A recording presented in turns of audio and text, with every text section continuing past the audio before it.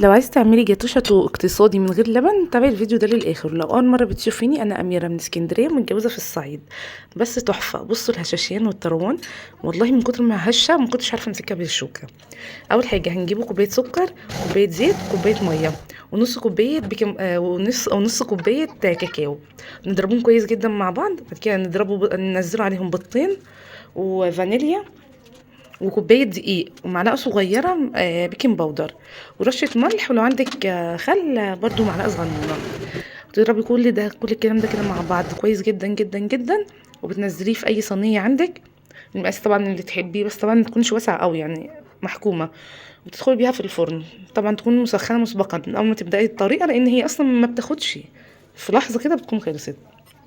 طبعا كوبايه الشوكولاته اللي احنا كنا شايلينها مع بعض استخدمناها هنا. التزيين ده بقى تبع الرغبه بتاعتك. وكلي احلى جاتوه شاتوف هتاكليه في حياتك، والله بجد تحفه. بس استنضفي الزيت، وبألف هنا وشفا.